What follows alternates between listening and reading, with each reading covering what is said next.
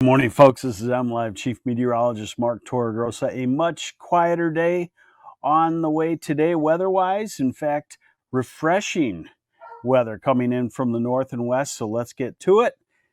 And if you can hear, I got a begging beagle upstairs. That's Bagel. And he needs his morning walk, and that's what he's trying to tell me. And it's a nice day for it. Thanks for joining me on the MLive Morning Weather Update. This is the morning update brought to you by Consumers Energy.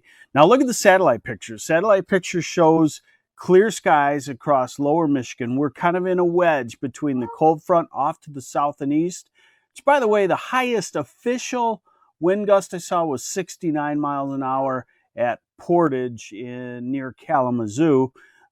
Several 60 plus wind gusts, a lot of 50 plus mile an hour wind gusts, and some large hail. The largest hail I saw was 2.5 inches in diameter here in Michigan, 4 inches diameter hail over in Wisconsin. So we have the clear skies this morning, but you'll also notice the arc of clouds up across northern lower and through the UP.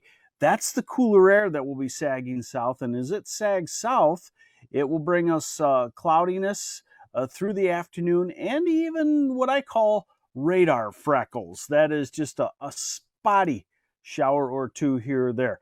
Now, this is the radar forecast, and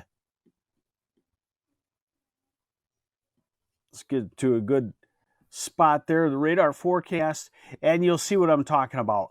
Across the UP, some spotty showers this morning, and then those drift southward. We're into the mid-afternoon. They drift southward into Cadillac and Houghton Lake, Gladwin area.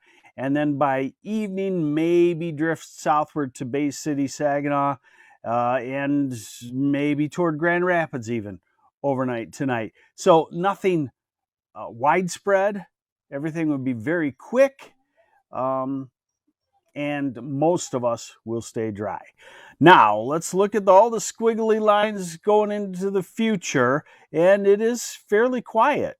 So it looks like our next rain that we'll deal with will be Monday or so. So let's go through this here. What you're seeing is the surface pressure pattern. That's the gray lines, and the red lines are upper level temperatures showing us the cooling down. And then the green and the blues are total rainfall amounts. So we're into this afternoon, and yes, cyclonic flow and a few spotty showers develop. That clears out overnight. Then tomorrow should be a pretty good day. If we have spotty showers today, I would call it an isolated shower tomorrow. Barry Schaefer, any tornadoes spotted in Michigan? Not anything confirmed just yet. Probably in Monroe County in the far southeast, there was one for a short time period. Yes, Marion Hanselman looks great in Mansalona. I heard the leaves are changing already, so I'll write some about that. I'm going to take a little leaf tour today to find out if that is true. This is Friday, and it's gorgeous, and this is Saturday, and the winds are turning back to the southwest and starting to turn kind of summery again for the weekend. This is Sunday, and still nothing going on precip wise. And then this is Monday morning, and we stay in the warm pattern next week. And in fact, this model, although getting to be pretty far out to believe it, wants to bring an arc of storms, almost a summery type rim of fire type thunderstorm pattern into Michigan late next week. So I guess the point being is that we're going to have some refreshing days, but we're also going to go back toward summer temperatures too. They can't last forever at this time of the year, though. You know, about third or fourth day is about the max, and then a cold front can come through. Look at these temperatures. Like this, don't you? Temperatures in the low to mid 70s in the south half and 60s in the north half.